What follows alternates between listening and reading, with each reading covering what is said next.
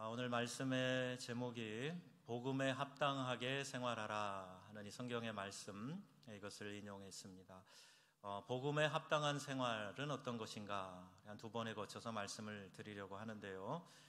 이 시대에도 복음의 가치를 깨닫고 전적으로 이 복음을 위해 헌신하고 이렇게 온 생애를 바쳐 살아가는 사람들이 많이 있습니다. 우리 평신도들 중에도 있고요, 전임 목회자들 중에도 있고, 또 멀리 타문화권에서 사역을 하는 선교사님들 중에도 상당히 많은 분들이 이 복음의 놀라운 능력을 내가 간직하고 있기 때문에 이것을 전하기 위해서 헌신적으로 살아가는 이들이 많이 있다는 말씀이지요. 저도 여러분 국내 목회하기 전에 아프리카 선교사로 만 10년을 보내면서 교회 개척, 또 제자 훈련, 카메룬 복음신학대학에서 가르치는 사역 이렇게 하면서 보낸 일이 있습니다. 그 시절에 여기 가까운 전주에 이동희 목사님 목회하실 때 안디옥 교회 가서 선교 보고도 하고, 또 국내 여러 곳에 가서 사역하는 얘기들을 보고하고도 했었는데, 정작 제가 목회하는 우리 명성교회에서는 선교에 대한 실제적인 생생한 얘기들을 많이 못 나눈 것 같아요. 그래서 가능하면 여러분에게도 조금씩 소개해볼까 하는 그런 마음도 갖습니다. 우리 교단에서 파송한 선교사님들은 5년마다 1년씩 5년째 되는 그 한 해를 안식년으로 보냅니다. 저도 만 10년을 하다 보니까 2번 안식년을 가져봤는데, 첫 번째 안식년은 한국에서 박사과정 공부를 했고요, 두 번째 안식년은 미국에 있는 OMSC와 예일대학교에서 연구원으로 보냈습니다. 안식년 기간에 프랑스에 있는 파리 한인교회에 청빙을 받아서 다 마치지 못하고 이제 교회로 가가지고 목회를 시작했고, 8년 동안 이민교회 목회를 하고 한국에 오게 되었어요. 여러분 프랑스 파리 다 가보셨죠? 예, 제가 살던 그 교회 목사관에서 출발해가지고 새벽 기도 드리는 장소까지 이제 차로 운전해서 가면은 유명하다는 그 파리의 관광 코스를 많이 지나가게 됩니다. 여러분 아시는 그 몽마르트 언덕이 이렇게 오른쪽으로 보여요. 그리고 개선문을 향해서 쭉 올라갔다가 반바퀴 돌아가지고 샹젤리제로 쭉 내려갑니다. 끝나는데 꽁코드 광장이 있어요. 알렉산더 3세 다리를 딱 건너가면 나폴레옹의 무덤이 있는 앵발리드가 나옵니다. 그걸 끼고 왼쪽으로 돌아서 이 몽파르나스 타워 그를 바라보며 오른쪽으로 돌면 거기가 이제 새벽기도 드리는 장소예요. 매일 그 광경을 보고 갑니다. 그리고 수시로 신방을 가거나 또 일이 있어 나가면 파리 중심의 루브르 박물관 옆을 지나가게 되는데, 그때면 꼭 그 라디오 프랑스 틀어놓고 클래식 음악을 들어요. 그리고 야 멋지다, 그 세느강과 음악과 거기를 드라이빙하고 있는 제 자신을 보면서 이렇게 운치에 젖어 보기도 했습니다. 프랑스에 있는 동안에 유럽 코스타 공동대표 하면서 한국에서 오시는 많은 유명한 목사님들과 함께 이 유학생 사역도 힘써봤고, 선교단체를 만들어서 브로큰 아프리카 사역을 지원하는 일도 신나게 했어요. 그런데 제가 이런 말씀을 드린 이유가 있습니다. 해외에서 사역을 하는 이 19년 동안에 계속해서 들리는 소식은 한국 교회가 점점 어려워진다, 이런 얘기를 오시는 분들을 통해서 이렇게 종종 듣게 되고, 또 라디오나 다른 매체를 통해서, 인터넷을 통해서 보게 돼요. 한국에 우리 교인이 막 1200만이 된다 이렇게 자랑을 하다가 이제는 교인들이 많이 줄었대, 650만이 실제 기독교인일 거래, 이런 이야기를 듣습니다. 지금은요 코로나를 지나면서 6만 개 한국 교회 중에 1만 교회가 문을 닫았다. 더 안타까운 그런 이야기도 지금은 이제 우리가 알고 있어요. 더 놀라운 사실은 대학생들 중에서 너네들 중에 교회 다니는 사람, 예수 믿는 사람 손들어봐라 그러면은 3% 미만만 나 예수 믿습니다 하고 손을 든다는 거예요.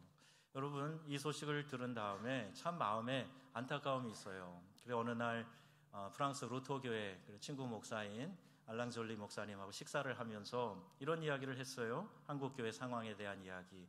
그랬더니 저를 이렇게 물끄러미 쳐다보면서 그러면 권 목사님 한국으로 가야 되는 거 아니야? 이렇게 저에게 반문을 하는 거예요.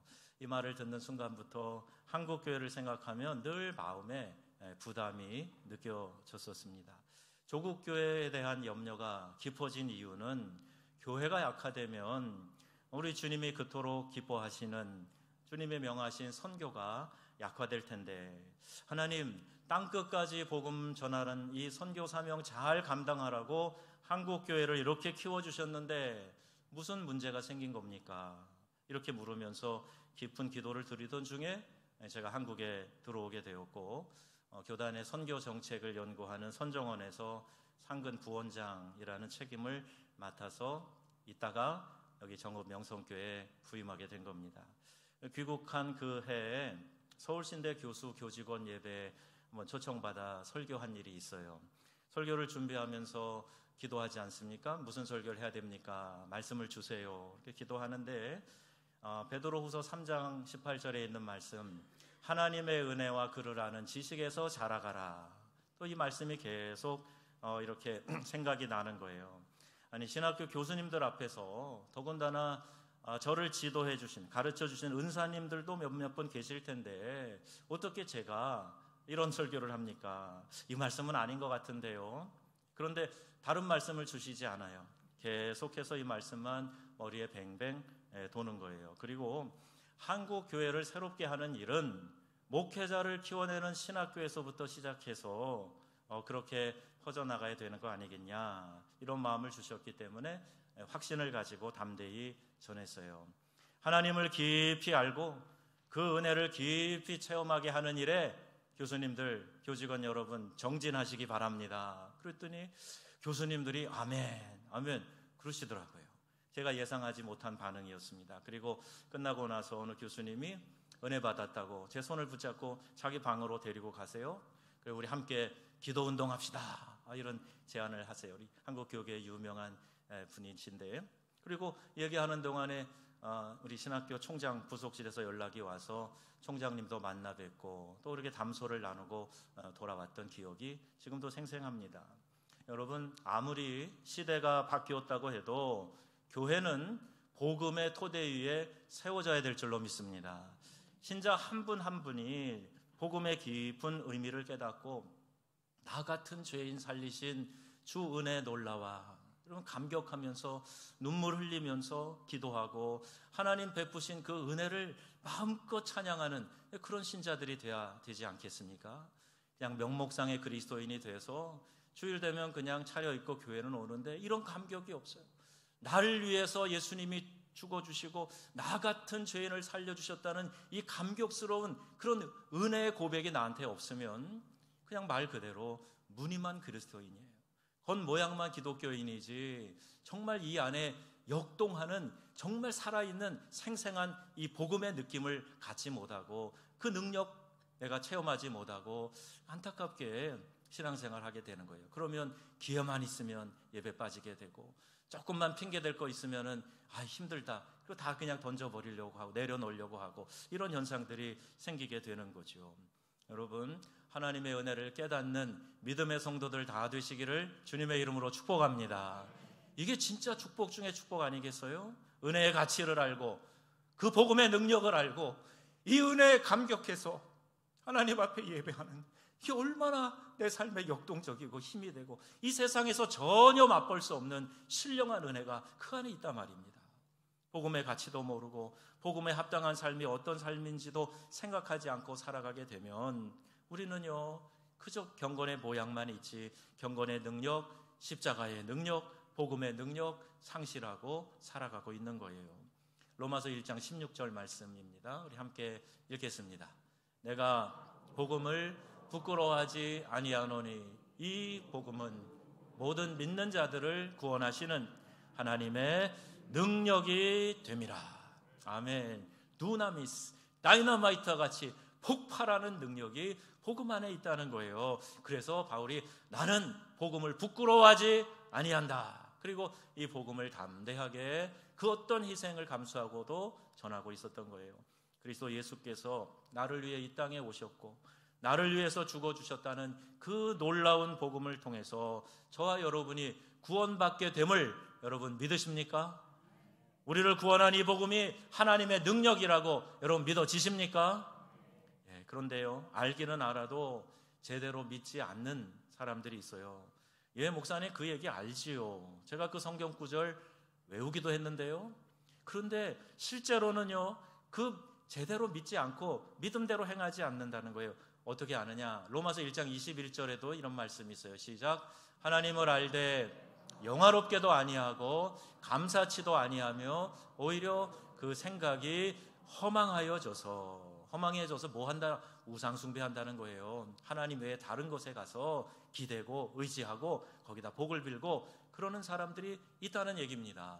하나님을 알되 영화롭게도 안 하고 감사하지도 않는다. 그런 사람들이 있다는 얘기예요. 여러분, 아프리카 사람들의 하나님 이해는 이렇습니다. 사실 아프리카는 나라 이름이 아니죠. 대륙을 일컫는 이름인데 그 대륙에는 55개 나라가 있어요. 흑인들만 사는 대륙도 아니고 백인들도 있습니다. 북아프리카 사람들은 저 중동 사람들이에요. 아랍인들이죠. 또 조상이 저 말레이시아에서부터 이렇게 배 타고 가서 마다가스카르에 정착한 아시아 계통의 사람도 아프리카인으로 살고 있어요.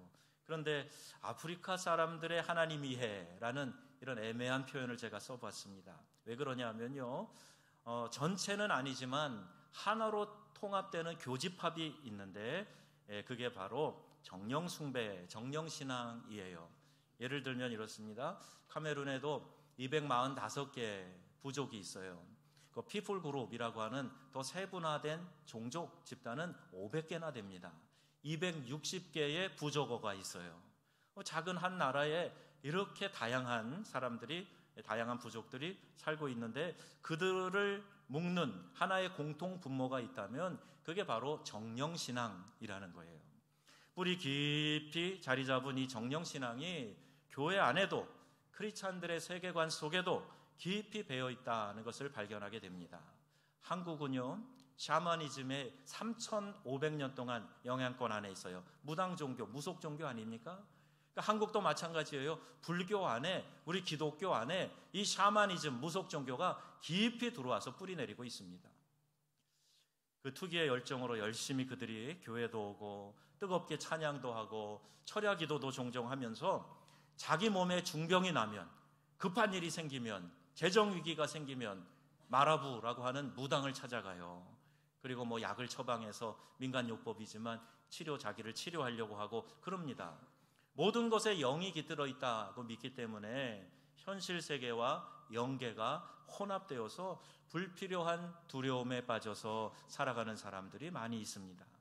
악령에 사로잡힌 사람들이 많아서요, 교회에서는 이 귀신 쫓아내는 축사 사역을 끊임없이 합니다. 그리고 사회에서는 이 블랙 매직이라고 하죠. 주술, 이런 것이 성행하는 곳이에요.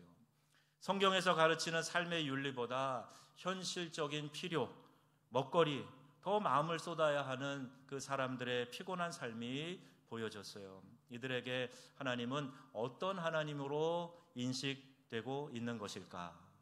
그런 의문을 가지고 사역을 했었습니다. 유럽에서의 하나님 이해, 유럽 사람들은 어떨까요? 물론 유럽에도 여러 나라가 있습니다만 하나로 통하는 종교 교집합이 바로 교회예요. 여러분 특별히 서유럽, 동유럽 가시면 마을마다 교회가 잘 지어져 있어요. 아주 멋있게 지어져 있고 마을 중심에 있고 교회를 중심으로 해서 길들이 이렇게 나 있어요. 아, 교회가 이들의 삶의 중심이구나 하는 것이 한눈에 들어옵니다. 그러면 사람들이 생각하기를 아직도 유럽은 기독교 대륙이야, 기독교 나라들이야, 이렇게 생각하는 관광객들이 많이 있는데 현실은 그렇지 않습니다. 유럽 개신교 출석 교회는 평균 약 3% 정도예요. 그리고 복음주의적 기독교인, 우리 한국 기독교는요 거의가 다 복음주의자들이에요. 복음주의적 기독교예요. 1%도 안 됩니다. 0.6%에 해당하는 나라들이 많아요. 1%도 안 되는 나라가 이 유럽의 22개 나라. 기독교 국가 아니죠? 프랑스도요 기독교인이 1.5%밖에 안 됩니다. 복음적 그리스도인은 0.6%. 이건 일본에 지금 예수 믿는 사람들 통계랑 거의 비슷합니다.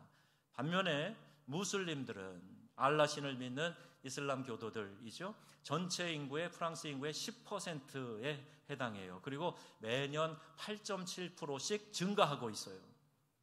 여러분 한번 생각해 보세요. 한 20년, 아니 3, 40년이 지나면 프랑스는 이슬람 국가가 되겠네.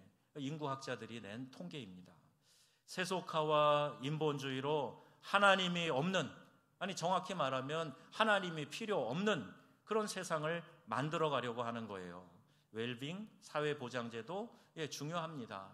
근데 여러분 지금 우리나라도 사회보장제도가 잘 되면 천국이 될 것처럼 착각하고 있는데 스위스나 프랑스 같은 사회보장제도가 너무너무 좋은 나라 사람들이 왜 그렇게 자살률이 높아요? 왜 삶의 의미를 찾지 못하고 인생을 비관하는 사람이 많습니까? 여러분 사회보장제도가 우리의 영적인 갈증과 굶주림을 절대로 채워주지 못합니다. 그리고 그것을 우리가 이해하고 영적으로 나태해지고 타락해져가는 모습을 개탄해요. 그리고 이 모습에서 우리가 돌이켜야 한다는 거예요. 영원한 세상에 대한 기대보다 현실의 삶의 질을 높이는 것에 관심 집중하고 있어요. 창조주 하나님의 자리, 그 자리가 사람들이 기호로 선택하는 이른바 취미 종교의 신 이름으로 대치되고 있습니다. 그렇게 오랫동안 기독교 전통이 있는 나라들인데 티벳이라든지 아시아의 어떤 이런 정신세계 초월 명상 이런 것들을 가져다가 그 서양 사람들이 깊이 빠지는 모습을 보면 얼마나 그들이 심적으로 영적으로 공허한가 하는 것을 금방 알게 됩니다. 여러분 이러한 시대에 우리가 외쳐야 될 복음이 무엇입니까?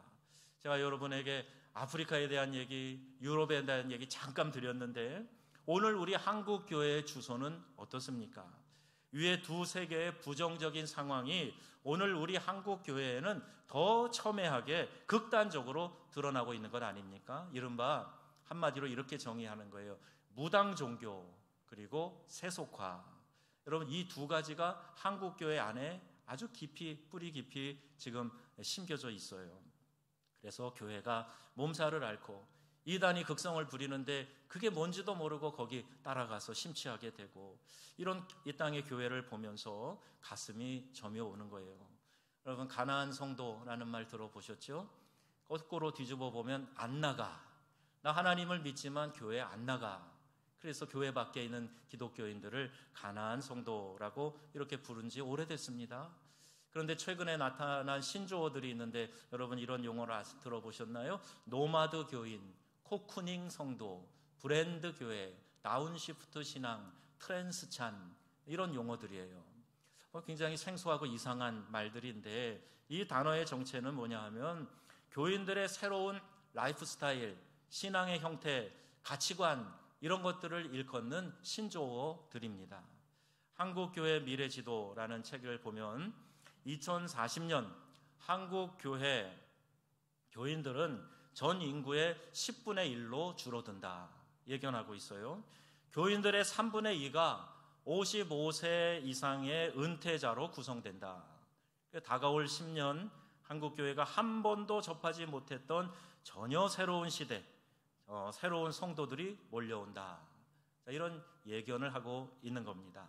한국교회는 지금 그 변화에 어떤 준비를 하고 있는가? 이 변화를 맞이할 준비를 어떻게 하고 있는가? 사회 여러 기관들 중에서요, 교회가 제일 변화에 둔감한 그런 조직이라는 통계가 있어요.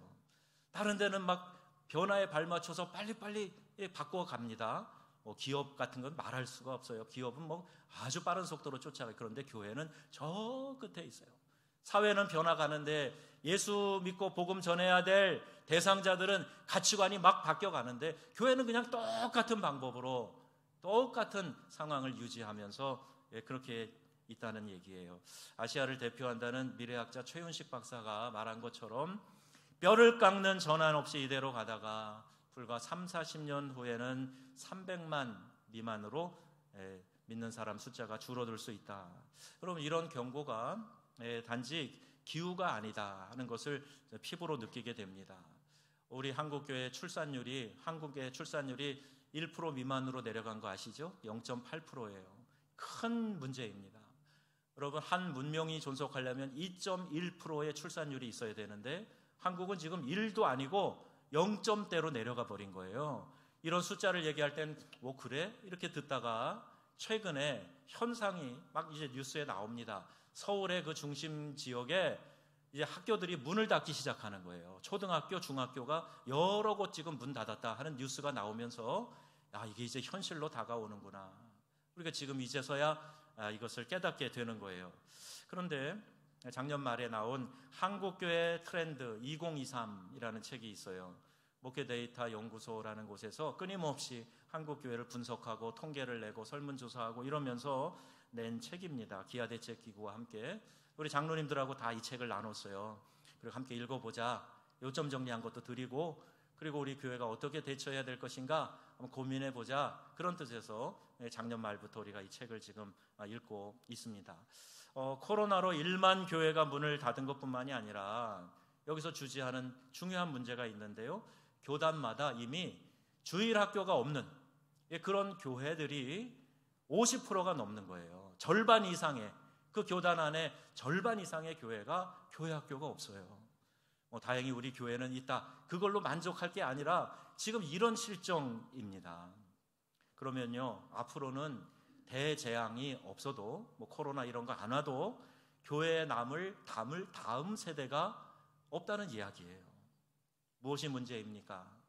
성경은 말씀합니다. 호세아 4장 1절 말씀 같이 보겠습니다. 이스라엘 자손들아 여호와의 말씀을 들으라. 여호와께서 이 땅 주민과 논쟁하시나니 이 땅에는 진실도 없고 인애도 없고 하나님을 아는 지식도 없고. 여러분, 하나님을 아는 지식이 없으니까 인애도 진실도 사라지는 거예요. 그리고 6절 말씀의 결론처럼 나오는 것이 뭡니까? 시작. 내 백성이 지식이 없으므로 망하는도다. 이 말씀을 하고 있어요. 신앙생활을 하면 할수록 하나님이 어떤 분이신지 깨닫는 지식이 커져야 됩니다. 그 하나님을 경험하면서 하나님이 이런 분이시구나, 내가 믿는 이 복음은 이런 거구나 하고 그것을 감격하면서 더 깊이 하나님을 아는 지식에 더 깊이 빠져들어야 우리가 믿음을 지키고 우리의 신앙이 자라고 영적인 성숙이 일어나고 열매가 맺혀지게 된다는 거예요. 고기 잡지 않는 어부라는 글을 여러분에게 소개한 일이 있어요. 어떤 이유로든지 고기 잡지 않는 사람을 어부라고 부를 수 있습니까? 어부의 정체성이 뭡니까? 나가서 그물을 던지던 낚시를 하던 고기 잡는 사람이 어부 아니겠어요? 그러면 그리스도인다운 것은 무엇을 의미하는 겁니까? 그리스도인이라는 말은 그 말의 정체성 자체가 내가 삶에서 예수 그리스도를 따르고 있다라는 것을 본으로 보이는 사람, 예수님을 닮아가는 삶을 살아가는 사람, 복음에 합당한 생활을 하는 사람, 그 사람을 그리스도인이라고 우리가 일컫는 것입니다. 그런데요, 복음의 능력을 체험해보지 않은 사람은 절대로 복음에 합당한 삶을 살아갈 수가 없어요. 내가 경험을 해보지 못했는데, 내가 맛보지 못했는데 그거 무슨 맛이니? 여러분 설명할 수 있습니까? 그러니 여러분, 이 복음을 내가 경험하는 일, 예수 그리스도를 믿는 그 믿음 안에서 예수 믿는 것은 받은 증거 많도다. 우리 이렇게 찬송도 부르는데 아무것도 없어요. 그러면 어떻게 우리가 복음에 합당한 삶을 살겠느냐? 이 문제를 여러분에게 지금 이야기합니다. 프랑스어로 알다라고 하는 동사는 두 개가 있어요. 우리 구약 성경은 대부분 히브리어로 기록이 됐는데 히브리어의 알다는 야다라는 말입니다. 이 야다라는 동사는 경험적으로 아는 거예요. 마리아가 천사 가브리엘의 수태고지를 들을 때 내가 남자를 알지 못하는데요, 그 안다라는 말은 남자의 경험이 전혀 없다는 이야기입니다. 그런데 이게 신약으로 넘어가면 신약 성경이 기록된 언어는 헬라어예요. 그 당시 시장에서 사용하던 코인의 헬라어입니다. 그런데 그 헬라어의 용어 중에 알다라는 단어는 기네스코라는 단어인데 관념적으로 아는 거예요. 지식으로 아는 거예요. 머리로 아는 거예요. 그러니까 내가 누구를 안다 그럴 때 그 사람 이름 알아, 외모 알아, 이렇게 피지컬한 모습이야. 그 외모와 이런 것들을 보면서 안다라고 이야기를 하는 거죠. 많이 다릅니다. 성경적인 암, 히브리적인 사고의 알은 경험적으로, 체험적으로 아는 거예요. 그런데 머리로만 알지 하나님을 아는 지식이 경험적으로, 체험적으로 없기 때문에 신앙생활이 그렇게 재미없고 마치 어떤 그 의무, 숙제 하는 것 같은 그런 느낌으로 신앙생활하는 사람 대부분이 다 머리로만 하나님을 알기 때문에 그렇습니다. 여러분, 복음에는 능력이 있는 줄 믿으십니까? 진짜 믿으세요? 모든 믿는 자들을 구원하시는 하나님의 능력이 됨이라 말씀하신 이 말씀 그대로 여러분 이해하고 믿으신다면, 여러분 역사를 통해서 교회가 이 복음의 능력을 증명해 오고 있지 않습니까? 그것을 내가 알고 믿는다면 이 십자가 복음을 붙들고 주님 다시 오실 때까지 내가 부끄럽지 않게 그분 앞에 서겠다는 이 각오가 오늘 우리의 삶을 성결한 삶으로, 성숙한 삶으로, 영적인 열매를 맺는 삶으로, 복음에 합당한 생활을 하는 삶으로 이끌어 가게 될 줄로 믿습니다. 그럼 여러분 체험적으로 아시라는 거예요. 교회가, 신학교가, 총회가 본질에 주목하지 않고 기구의 존속 목적, 그것을 그 자체를 목적으로 한다면 얼마 가지 않아서 텅 빈 수수깡이 되고 말 겁니다. 교회조차도 교회가 존재하는 이 본질적인 목적에 집중하지 않으면 교회도 이렇게 수수깡처럼 될 수 있다는 얘기예요. 유럽의 약화된 교회가 그것을 말해주고 있지 않습니까? 왜 신성한 성도들이 모인 교회 집단에서 다툼이 일어납니까? 모함이 있고 암투가 있고 용서치 못하고 분쟁합니까? 정말 복음을 가슴 깊이 체험한 사람들이 맞습니까? 구원을 받은 확신이 있는데 삶이 변화되지 않는다면 여러분 아마도 그분은 성경을 삶의 원리로 받아들여 적용하지 않기 때문일 것입니다. 좋은 말이야 라고 들었는데 내 삶에 적용해야 될 원리로, 이것이 내 삶의 규범으로, 내 삶을 이끌어가는 지도와 나침판으로 받아들이지 않으니까 삶의 변화가 일어나지 않는 거예요. 여러분 이건 쉬운 얘기가 아닙니다. 목사인 저도요, 제가 설교한 대로, 제가 말씀 묵상하면서 하나님 앞에 고백한 대로 살기가 정말 어려워요. 내 마음이 나를 이끌어가고 내 욕망이 나를 이끌어가는 게 더 강하지, 말씀에 순종해서 내 자신을 쳐서 그 말씀 앞에 복종시켜가며 순종하며 이 말씀대로 살겠습니다 하고 결단하는 것이 그리 쉬운 문제가 아닙니다. 목사인 저도 그런데 여러분 오직하시겠어요? 생활하면서 부딪히는 수많은 문제들, 직장에서, 인간관계에서, 상하관계의 구조 안에서 부딪히는 그 많은 문제들을 해결하는데 여러분 말씀대로만 사는 게 가능합니까? 이런 반문하고 싶은 분들이 분명히 계실 겁니다. 그런데요, 복음은 능력이 있어요. 정말 내가 이 복음대로 살고 십자가의 원리대로 내가 죽기를 작정하고 나는 죽고 내 안에 예수께서 사십니다, 이 고백 가운데 살아가게 되면요, 여러분 이 복음의 능력을 체험하게 될 줄로 믿습니다. 여러분 이 시대는 아무리 성경을 들고 이건 믿으세요 하고 성경을 갖다 대도요, 그래요? 뭐가 써 있는데요? 성경을 펴서 읽으려고 하는 게 아니라 누가 나한테 성경을 들이대는가, 그 사람의 손을 보고 그 사람의 삶에 주목하게 되는 거예요. 그래서 먼저 믿고 외치는 당신이 어떤 사람인가, 이게 중요합니다. 이제는요, 교회 많이 오세요, 교회 많이 모이세요, 이게 생활을, 이것이 삶을, 이 사회를 절대 바꿀 수가 없어요. 교회에 수만 명, 수십만 명이 모이면 뭘 합니까? 한국교회가 그런 경험 이미 했어요. 한 명 한 명이 내가 진실되게 복음으로 살아가는 삶을 세상 가운데서 보여줘야 이게 진짜 복음의 진수고 복음의 능력을 나타내는 거예요. 교회에서는 멋있는 신자인데 세상 나가서는 똑같이 살으니까 오히려 믿는 사람이 손가락질 당하고 조롱당하고 가엾게 여기고 여김받고, 이게 얼마나 안타까운 일입니까?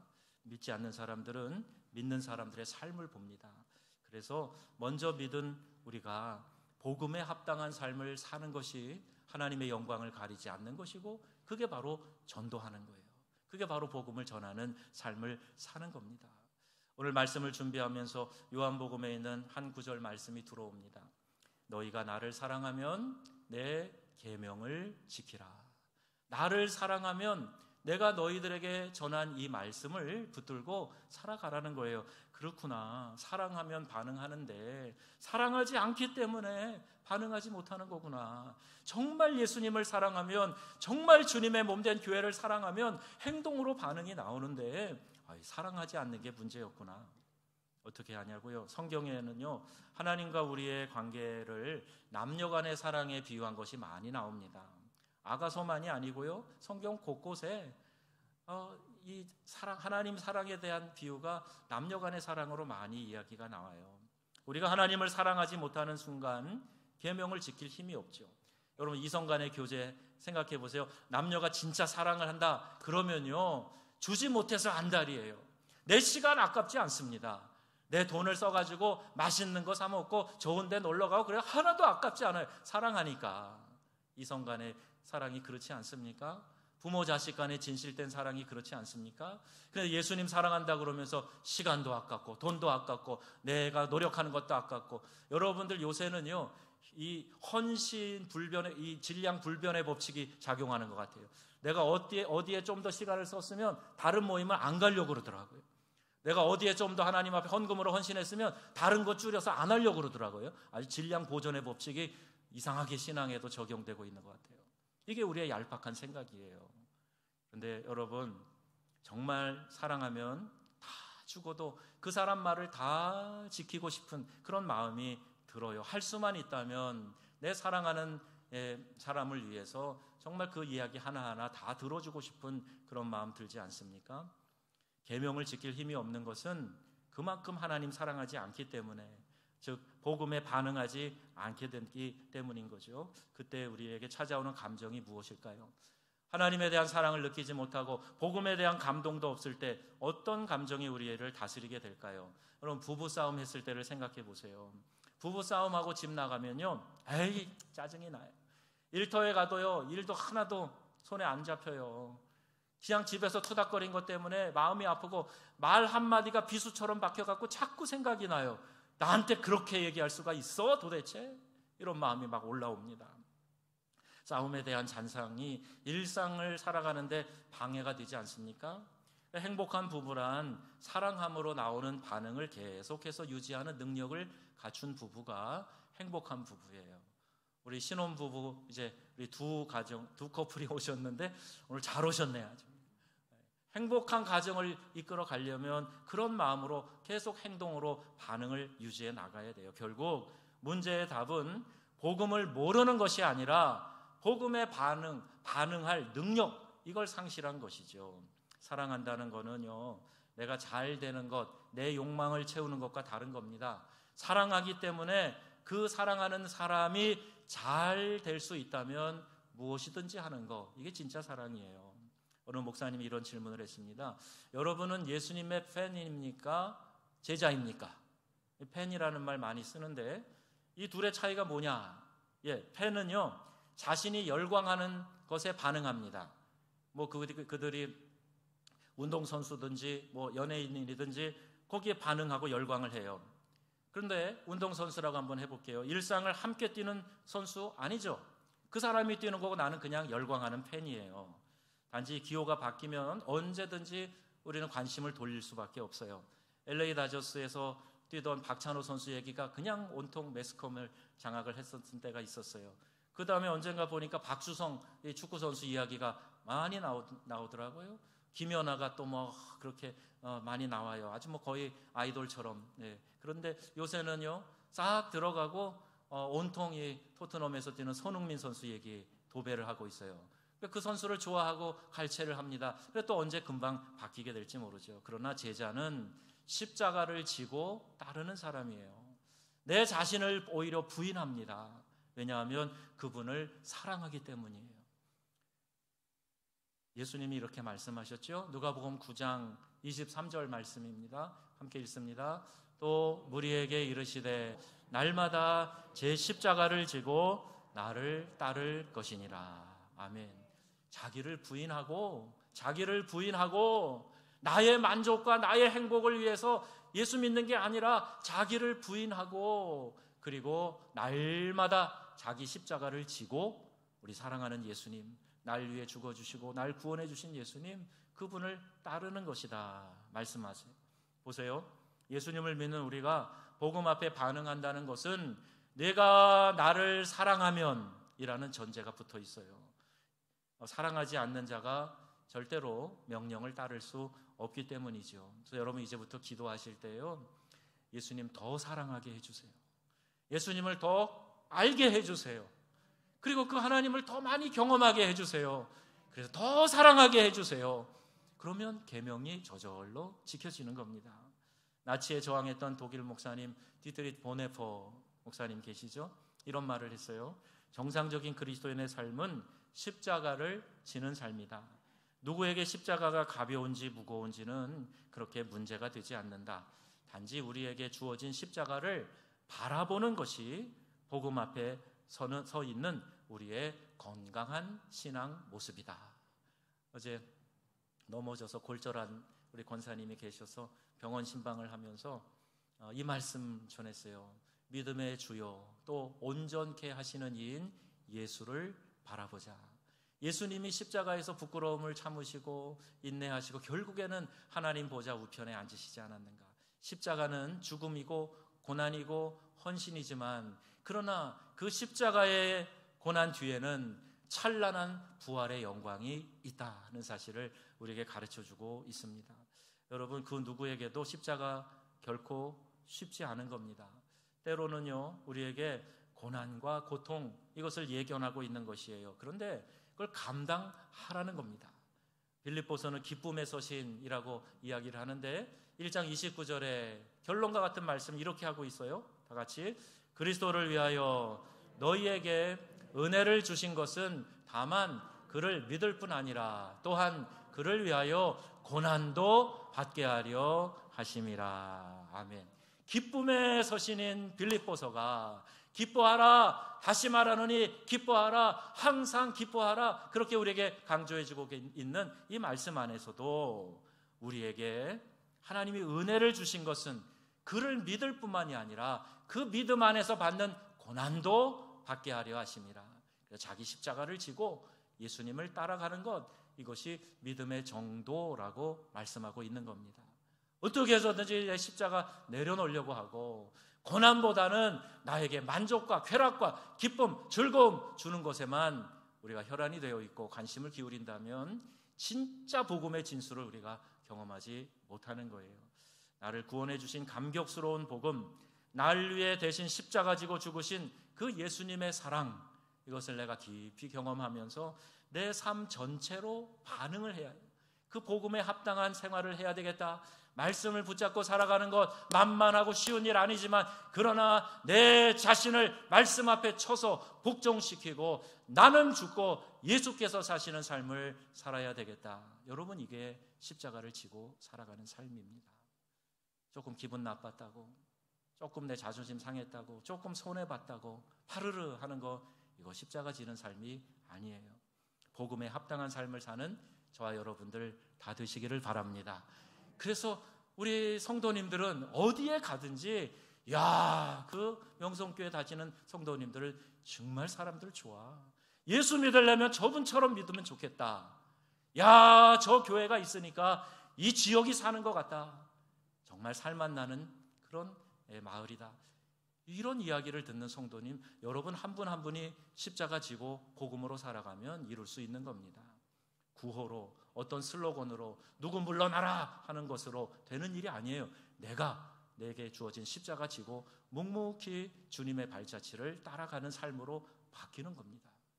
오늘 이 말씀 여러분 생각하시면서 복음에 합당한 삶을 살게 하여 주옵소서.